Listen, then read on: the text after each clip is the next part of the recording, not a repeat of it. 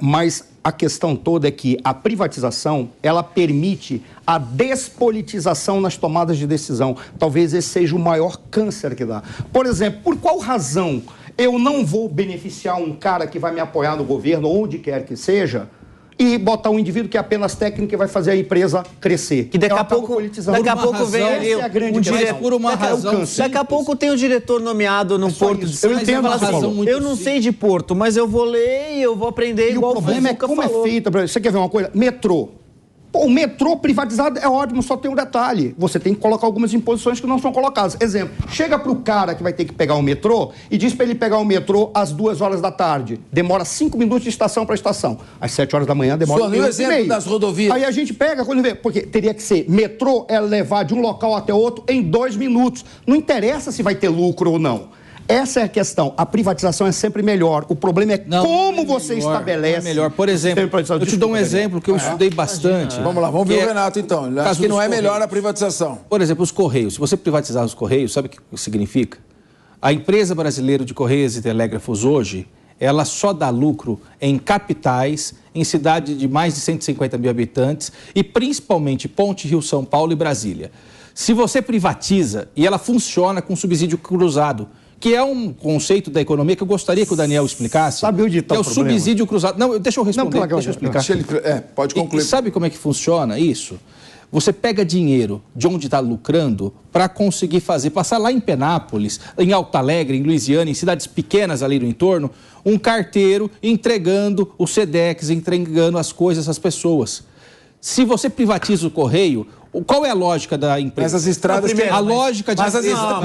Espera. As estradas que o carteiro anda foram privatizadas. No valor do pedágio, vai para lá. Sim, mas no pedágio paga quem usa. Paga quem usa. Quando está estatizado... Peraí. Quando está estatizado, quando você estatiza uma estrada, além da corrupção enorme, veja o custo de rodovias que eram estatais, o custo da corrupção. Segundo, você põe o pedágio lá embaixo, quem vai pagar é a população de todo o Brasil por meio de impostos. Sim, é isso. Quando você põe pedágio, só paga quem usa. Agora eu quero perguntar, quero um comentário do Suano também, o seguinte: você acha que os processos de estatização de empresas, coletivização de fazendas implantadas por Stalin e Mao Tse-tung foram melhores do que a privatização? Não, daí você está puxando. Não, mas aí você está chutando. Marx está atingindo abaixo da linha da cintura. Não, pera um pouquinho. Karl Marx defendia a propriedade... Você é um marxista. Fim da propriedade privada e a estatização dos meios de produção. Eu acho que você devia pagar R$100 pra gente cada vez que você marxista. Mas veja, estatização é visão marxista. Privatização é visão liberal. Pelo amor de Deus. Não necessariamente. Onde eu estou falando isso? Ora, Churchill, quem é que defende... Para melhorar? Churchill era marxista. Não, Churchill não era marxista. Pegou o modelo privado. Churchill não era marxista. Não, desculpa. Mas é só... Não, onde eu tirei? Espera um pouquinho. É só ler o manual do... É só ler. Isso é uma leitura simplória, o Cabeça. Não, desculpa. Não é uma leitura simplória. Churchill nasceu no país que liderou e deu início à Revolução Industrial, que é o berço do capitalismo, onde tem John Locke, filósofo do liberalismo. Estados Unidos é socialista? Estados Unidos é privatizante, Estados Unidos é... Mas tem um correio igual o nosso. Vamos lá. Não, o correio dos Estados Unidos... Mas também tem concorrência privada. Tem aqui não, muitas vezes não pode. Vamos lá. Daniel José. Sobre esse ponto, dois comentários. Fala da concorrência privada. O primeiro ponto é o seguinte: privatização não é só um tipo de formato. Tem diversos tipos de formatos que podem ser desenhados dependendo do problema que está sendo inventado. Porque nenhum empresário rasga dinheiro, fala, não, vou investir milhões para depois ter um projeto que tem retorno negativo. Ninguém é bobo. Nenhum empresário Agora, vai passar é possível desenhar formas de contornar isso, como acontece já em concessão rodoviária. Nem toda rodovia é frequentada na mesma recorrência. Claro. Umas são maiores, outras são menores, outras são vicinais. Então você faz blocos de concessão compondo as grandes rodovias das menores. Então existem várias formas de se privatizar e isso pode ser muito bem contornado.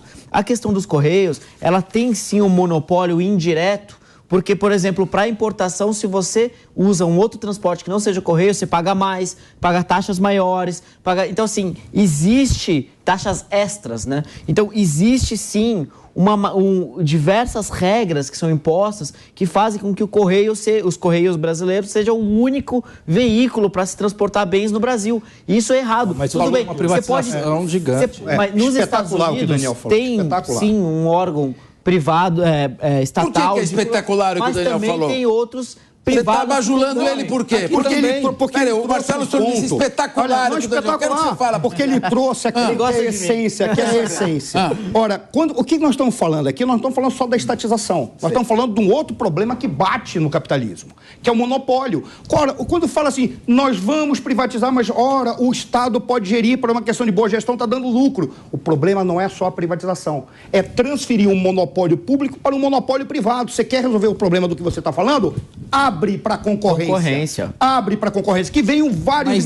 Não é só o Correio, é o Correio, é a AliExpress, é não sei o quê, vem aquele Jack Chan, vem o BS, vem a FedEx, vem todo mundo para cá. Vem você que pega 1 bilhão do teu dinheiro que você está passeando lá em Angra dos Reis. Para que eu vou ficar gastando com barco? Eu quero agora comprar um outro Correio, quero montar um Correio. Eu vou trabalhar para você. Só que só dá lucro em alguns lugares. Aí é que está o detalhe. Esse é que é o ponto que onde deve entrar o poder público. O poder público ele deve entrar apenas dizer, as nossas políticas públicas para estimular o empreendedorismo serão esses, porque aí é que entram os técnicos junto com os empreendedores para dizer quais são as condições necessárias. O pessoal que está nos assistindo aqui pode participar no chat. Você acha que vale a pena privatizar as estatais? Todas. E eu pergunto mais uma coisa. O muro que dividia Berlim Oriental, muro que dividia Berlim Oriental de Berlim Ocidental, era para impedir Berlim Ocidental de invadir Berlim Oriental ou para impedir que quem estava no comunismo pulasse o muro para o capitalismo? Quando derrubou o muro, pessoas saíram de Berlim Oriental e falaram, sabe para onde elas foram? Para ver como o povo quer as coisas... Mas Berlim Oriental não pertence a um espírito estatizante? E Berlim Ocidental... É que o povo está se lixando para o Estado. O povo está se lixando para o Estado. O povo quer uma coisa que seja... Vou responder a Elaine. Vou responder a Elaine e vou responder ao Renato Ribeiro. O que são moções? Regimes socialistas estatizam. Mas ninguém está falando disso. Regimes socialistas são contra a iniciativa privada. Regimes socialistas são contra a privatização. E os índices de corrupção de empresas estatais, de cabides de emprego, de má gestão, são alarmantes. Então, é claro, quando você privatiza, em primeiro lugar, você vendendo um ativo, você aumenta a receita. Você se livra de uma despesa e você coloca empresas a funcionar adequadamente. Pega todos os modelos que foram privatizados, como funcionava na mão do poder público e como funciona agora. Essa não é uma verdade absoluta. Não é uma verdade absoluta. Elaine Keller... Depende de cada segmento, depende da governança de cada empresa. Sim, mas vamos falar da experiência do Brasil. Vamos lá da experiência do Brasil. Minha pergunta é muito... O Estado de São Paulo é um Estado superavitário. Sim. Terminou o último governo com 50 bi de superávit. Parabéns ao Dória. E o que fez? Privatização permanente. Tudo que pode privatiza. Vocês acham que o Estado de São Paulo está mal gerido? Espera aí. Independente. Olha, não vou falar de Dória, porque passou. Parabéns ao Dória e ao Rodrigo Garcia. Os dois geriram muito bem. Rodrigo Garcia e Dória, mas não são só eles. Passou Geraldo Alckmin, que é vice-presidente do presidente Lula. Parabéns ao Geraldo Passou José Serra, passou Mário Covas. Parabéns ao Eu não estou politizando, muito menos partidarizando. Eu estou dizendo o seguinte: estados que adotaram técnicas modernas de gestão com privatização tiveram mais sucesso no seu equilíbrio fiscal. É culpa do meu almoço ou é culpa da qualidade da gestão? Capês, rapidinho, uma coisa muito simples. O Daniel falou aqui uma coisa que é uma verdade, que aí eu concordo com o Daniel. Eu nunca vi empresário rasgar dinheiro. Eu nunca vi. Eu quero ver um empresário que rasga dinheiro. Agora, então, eu já vi gestor de dinheiro público rasgar dinheiro público. Porque não é dele. Todos os dias. Eu vou ser bem venenoso. Eu já vi apoiando e votando em gente errada. Porque depois vem do pé dele. Vamos deixar o Marcelo ele tentar saber. Agora, eu vou até retomar. Atenção, empresário. Aqui pode ter debate, pode interromper o outro. Aqui pode, mas eu quero terminar. Mas tem que deixar ele terminar. Eu nunca vi empresário rasgar dinheiro. E daí, eu que conheço os pequenos municípios, eu quero ver, eu aposto com vocês, se alguém privatizar os Correios, se vai passar correio em Sarutaiá, em Alto Alegre, em Luisiânia, em Brejo Alegre, nessas cidades pequenas. Vai. Não passa, sabe por quê? Porque não dá lucro, porque mas não é deficitário. Tem que estar no contrato. O contrato. Daí você vai me falar que as agências reguladoras vão regular? Mas é que tá. Mas igual funciona no Brasil. Não, é a TIR do contrato negociado. Aí eles vão cumprir. Aí eles vão cumprir e vai ter uma agência regulatória. Aí eu vou ter. Igual a Anatel é ótimo. Eu vou ter que dizer para você. Não é assim. Não, Renato, não é assim que funciona, Suano. Não é assim que funciona. É feito um edital de licitação, há uma série de regras, o empresário pega a parte que não dá lucro, porque ele está olhando a parte que dá lucro, tem concorrência. Vocês estão na Suíça. Não, se a gente estivesse na Suíça, não ia ter tanta empresa estatizada dando prejuízo, né? Sim, até porque eles não têm o tamanho do Brasil, né? Não íamos estar com 80 bi de déficit. E o povo estaria armado para se defender e para defender o Estado.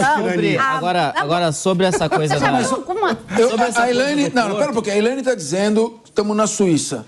O Estado de São Paulo conduziu a privatização das 20 melhores rodovias que funcionam no país. E sabe o que ele conseguiu? Rodovias onde não existe corrupção, porque pertence ao setor privado, onde os pedágios, a população...